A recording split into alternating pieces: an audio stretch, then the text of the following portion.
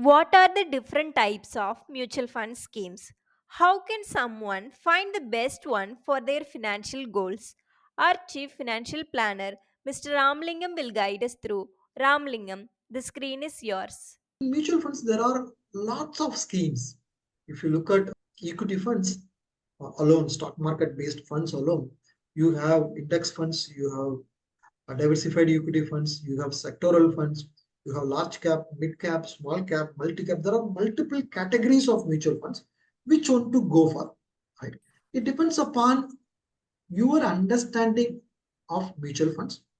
If you are someone who have very less information, less knowledge about mutual funds, then investing simply in index funds can help.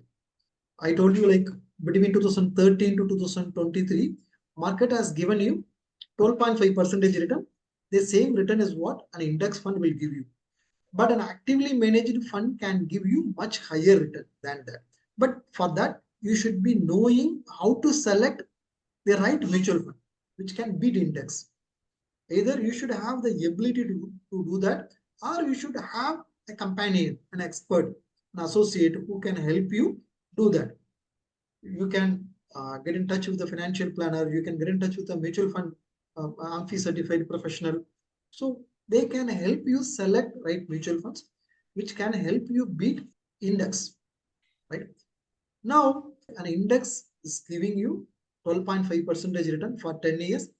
An actively managed large cap fund will be giving you something like 15 percentage. Mid cap fund will give you 18 to 20 percentage yearly return. Small cap can give you 20 to 25 percentage in that case. That's what in the last 10 years we have seen it in the market. If you are simply settling for index funds, you will be having lower return. That is the challenge here. So it depends upon your understanding about market, knowledge level about mutual funds. You can either invest on your own in index funds, or if you have enough knowledge or you have a financial planner association, then in that case you can invest in actively managed funds or thematic funds. Now, there's a big debate whether to invest in index funds or can I invest in active funds. What is the advantage? What is the disadvantage in both the cases? In index mutual funds, they'll be simply replicating the index. If you take BSE Sensex, it represents top 30 stocks of India based on the capitalization.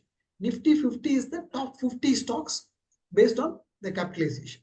So in the index fund, they will simply buy the same set of stocks in the index in the same proportion, same weightage they will be buying it.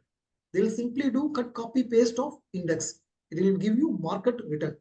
Why I don't recommend index funds for my investors is in a country like India, where we have much higher growth potential, market is not developed, market is not very transparent, market is not mature. So you have a lot of scope to outbeat the index. In a developed country like US, UK, everything is factored in the price itself already. It's a more developed, matured stock market. So there beating the index for a fund manager is difficult. In India, it is easily possible. That is what the data shows in India so far. In next 5 to 10 years also, I am seeing a lot of scope in actively managed funds compared to index funds. And index funds, by design, it is not possible for them to buy low and sell high. Buy low and sell high is the core of any investments philosophy. But index funds, they are forced to buy high and sell low. That is another disadvantage. So actively managed funds are good for investors, you provided if you are able to select the right actively managed funds. Simply looking at the past returns and selecting based on that good active funds is not sufficient. You have to look at qualitative parameters also before selecting it. If you have inside knowledge about one particular sector or one particular theme, say for example IT sector, or if you have knowledge about petroleum sector, pharma sector, then you can choose to invest in those sectoral funds also. But thematic funds or sectoral funds are not for everyone. It is high risk category. But if you are comfortable entering and exiting from that particular sector or theme at the right time, then it can work for you. Thanks for your detailed answer. If you have any doubts regarding this or any other financial decision, Don't hesitate to book an appointment with our financial experts. The link to the appointment is given in the description below.